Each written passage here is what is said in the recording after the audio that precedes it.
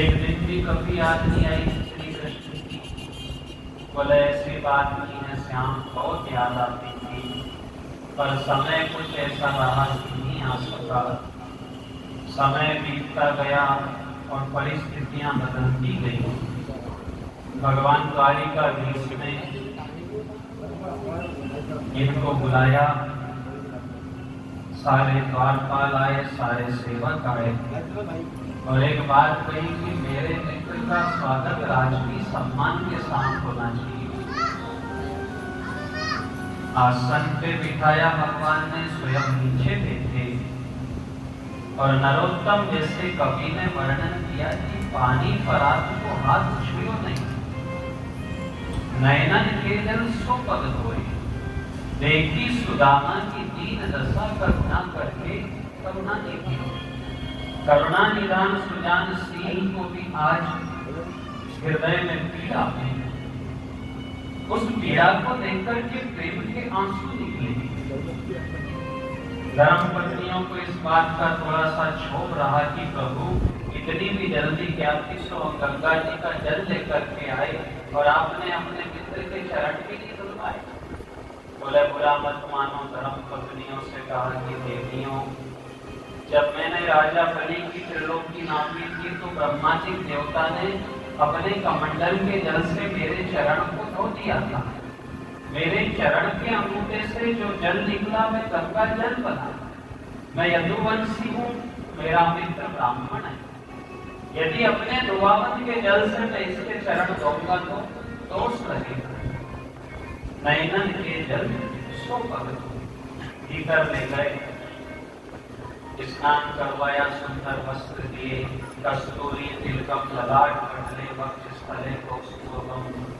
6 श्री लिखा था तो भगवान ने तिलक लगा करके यक्ष श्री कर दिया, धनवान बना दिया।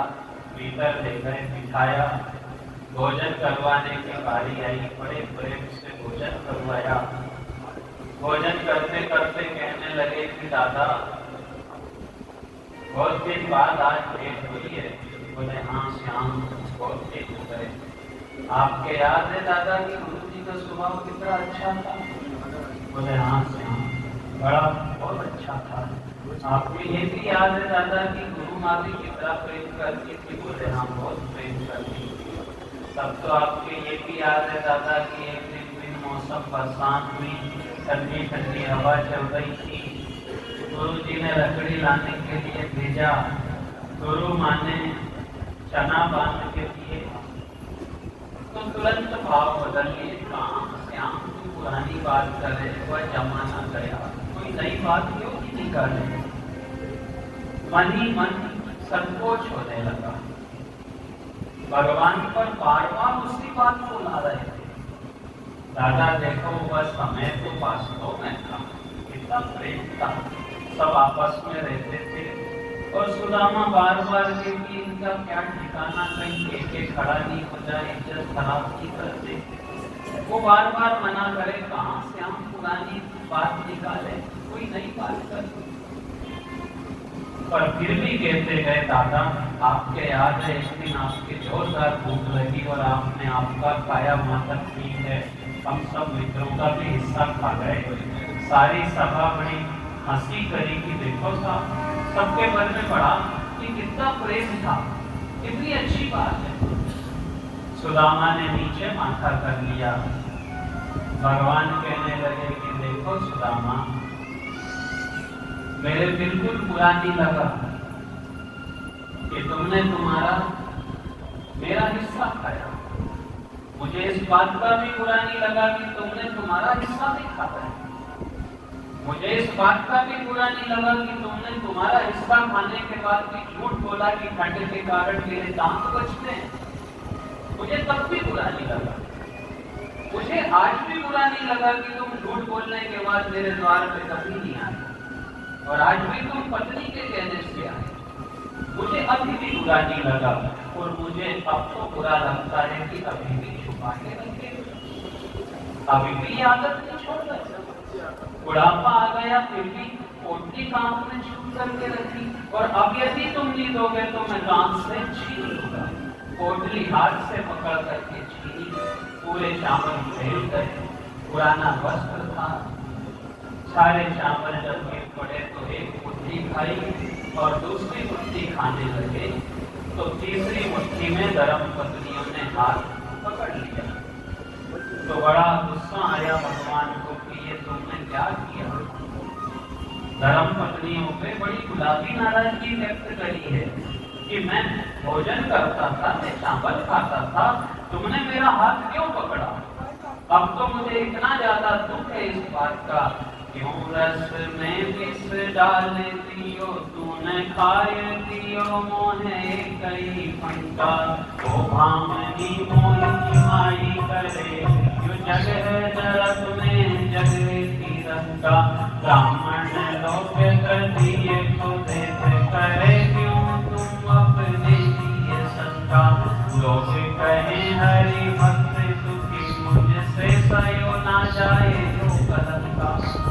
अरे ये खाते समय रस में विष क्यों डाल दिया। तो धर्म पत्नी ने कही कि स्वामी यदि आपके ऐसा लगे कि हमने रस में विष डाल दिया, तो हम भी तो आपकी अर्धांगिनी है, 3 मुट्ठी में से 1.5 मुट्ठी तो हमारा बनता था। आप तीनों मुट्ठी खा लोगे तो मैं इसको 3 लोग का दाम दे दो। उस 1.5 मुट्ठी चावल की कथा आज भी हम सब सुनते हैं। ऐसा वर्णन है कि उन 1.5 मुट्ठी चावल में ही भगवान ने सुदामा के जीवन के सारे दिन पलट दिए थे। और आज भी वही चीज है कि उन अक्षतों ने सारी चीजों की क्षतिपूर्ति करी। बड़ा बड़ा आयोजन कर लो, बड़ी थाल तैयार कर लो, पर अक्षत नहीं रखो जब तक कोई काम नहीं होता।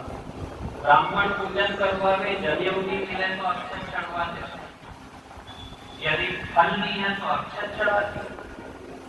जांबलों ने सबकी क्षतिपूर्ति करी है, जब से लेकर के आज तक करते आ रहे हैं। इसलिए हम इस प्रेम को समझे था कि भगवान ने जो खाना था उसमें सबका पेट भर दिया। सुदामा के चावल में पेट भरा गया, बिजली के पेड़ में पेट भरा गया, ब्रजवासियों के माखन मिश्री में पेट भरा गया। अब यदि हम उन्हें काजू किशमिश खिलाते हैं तो जिनका पेट भरा है उसको कहां से अच्छे लगे। हम यदि गले गले तक भोजन करके आए और कोई बहुत सारा 56 व्यंजन रख दे तो कैसे खवाएगा। इनका तो पेट पहले से भरा है। अब फिर उन्होंने कहा कि अब आपको पाई की भूख है, तो फिर उत्तर आया कि अब सब भोजन वोजन तो हो गया, केवल प्रेम से बात कर तो यही करते हैं। इसलिए ये सूत्र बन गया कि भगवान काय का भूखा है, प्रेम का भूखा। अभी हम सब भोजन करके आए और कोई खिलाए तो हम क्या कहेंगे, बस सब आपका प्रेम है, बिल्कुल सही कहा है। प्रेम का ही भूख है जब चावल में गले गले तक भरा है, जब बिदरानी के छिलके में भरा है, जब माखन मिश्री में भरा है, तो वह कैसे खाएगा। ये तो सब क्या हुआ साहब कि बीच के लोगों ने भगवान को महंगा कर दिया। कभी आपने देखा है कि दूल्हा व दूल्हा का बाप उपद्रव नहीं करता, जितना उपद्रव करता है बाराती लोग करते, ये चाहिए वो चाहिए, ऐसा लाओ, इतनी व्यवस्था चाहिए। दूल्हा ने इतना परेशान किया वह नहीं है, पर बारातियों ने इतना परेशान किया कि बेचारा परेशान हो गया बेटी का बाप। अब उसको कोई गुरु मिला, उसने थोड़ी सी सलाह दी कि एक काम कर, तू इन सबके चक्कर में क्यों पड़ रहा है।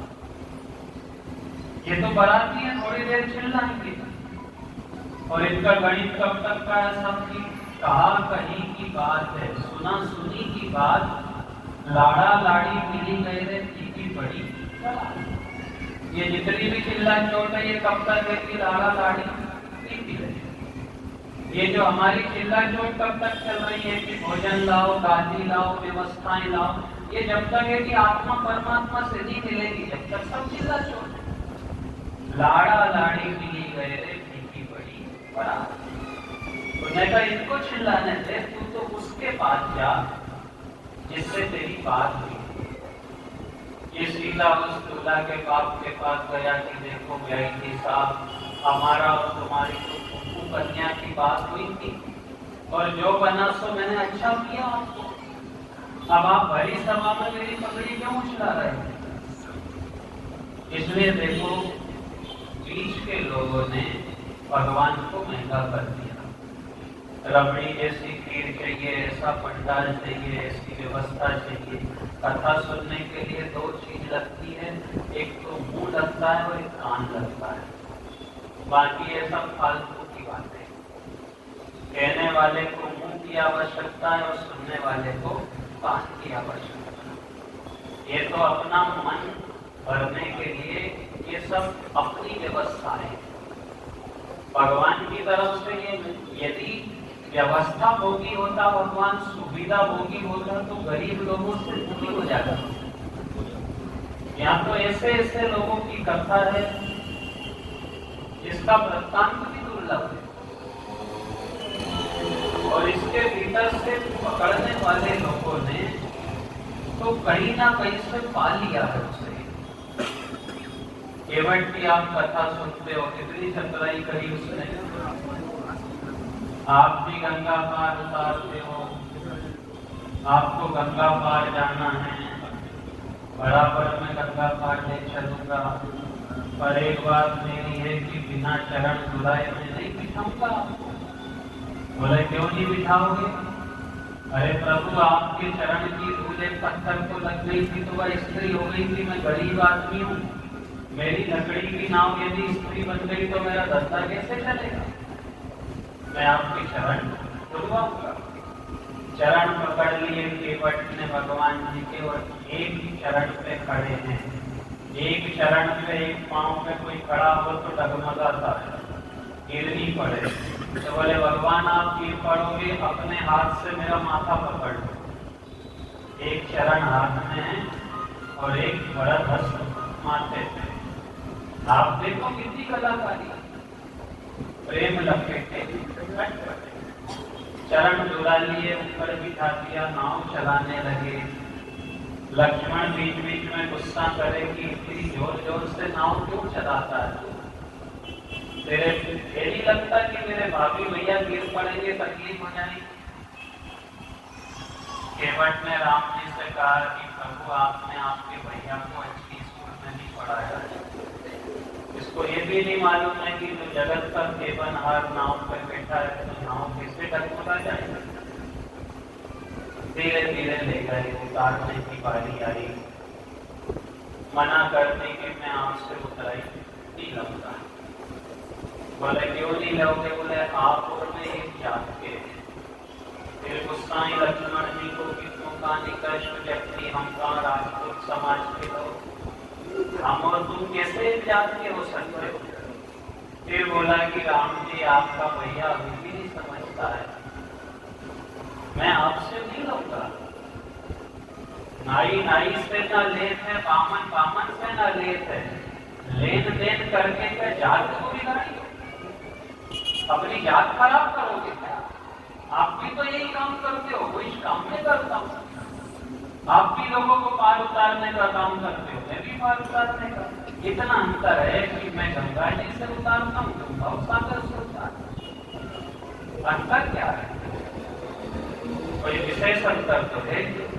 और सबसे बड़ी बात है प्रभु कि आपको गंगा जी में तैरने नहीं आता, इसलिए आपको मेरी जरूरत है, और मुझे भवसागर में तैरने नहीं आता, इसलिए आपकी जरूरत है। फिर भी राम जी ने कहा कि देख भैया, मैं तेरा ऋणी हूँ, क्या हुआ?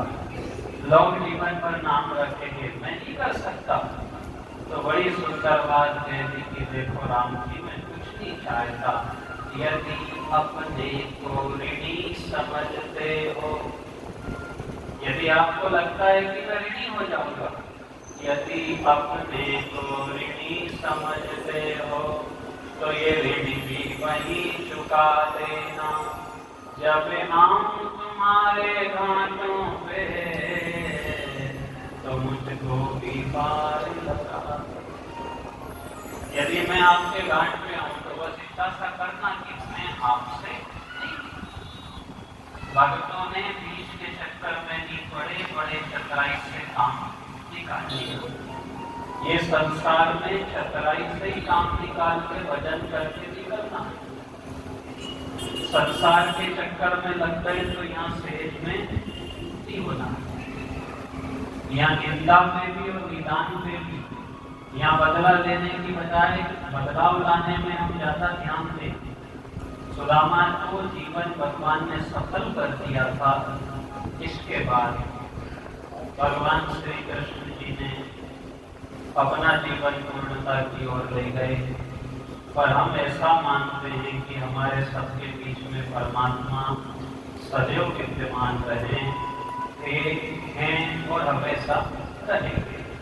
हम केवल उनसे इतना निवेदन करें, हम ये तो नहीं जानते कि आप वैकुंठ में गए कि नहीं गए, पर यदि गए हो तो भी अच्छी बात है, नहीं गए हो तो भी अच्छी बात है। केवल इतना सा चाहते हैं कि वैकुंठ में जाकर बनवारी, वैकुंठ में जाकर बनवारी, वैकुंठ में जाकर बनवारी, वैकुंठ में जाकर बनवारी। हम सबको बुलाना क्यों भूल गए, वैकुंठ में जाकर बनवारी। हम सबको बुलाना भूल गए, वैकुंठ में जाकर बनवारी, वैकुंठ में जाकर बनवारी, वैकुंठ में जाकर बनवारी। हम सबको बुलाना क्यों भूल गए, वैकुंठ में जाकर बनवारी। हम सबको बुलाना भूल गए, वैकुंठ में जाकर बनवारी, वैकुंठ में जाकर बनवारी। हम सबको बुलाना क्यों भूल गए, वैकुंठ में जाकर बनवारी। हम सबको बुलाना भूल गए।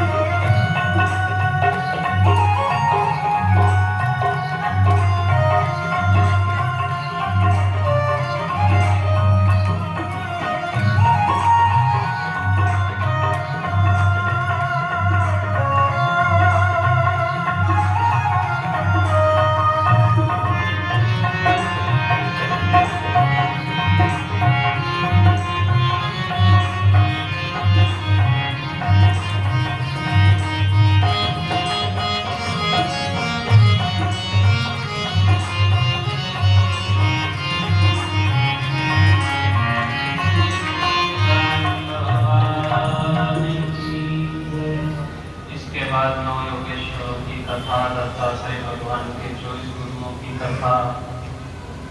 समय के बाद जब सुखदेव जी महाराज राजा परीक्षित को सप्ताह परायण की विधि से 7वें दिन कथा सुनाने की पूर्णता की ओर थे, तक्षक जाति का नाग नियत समय से निकल चुका था। रास्ते में इन्हें कश्यप नाम का ब्राह्मण मिला। दोनों ब्राह्मण ने एक दूसरे को प्रणाम किया, आपस में बात हुई। जब कश्यप ने तक्षक को प्रणाम किया तो तक्षक की तरफ से कोई उत्तर नहीं आया, और जब कश्यप को तक्षक ने प्रणाम किया तो बराबर आशीर्वाद किया। एक तरफ से आशीर्वाद मिला, एक तरफ से नहीं मिला, तो वह समझ गया कि ये नकली ब्राह्मण है। उन्होंने पूछा कि तुम कौन हो? बोले ब्राह्मण देवता में तक्षक जाति का नाम हूँ और एक महात्मा के श्राप को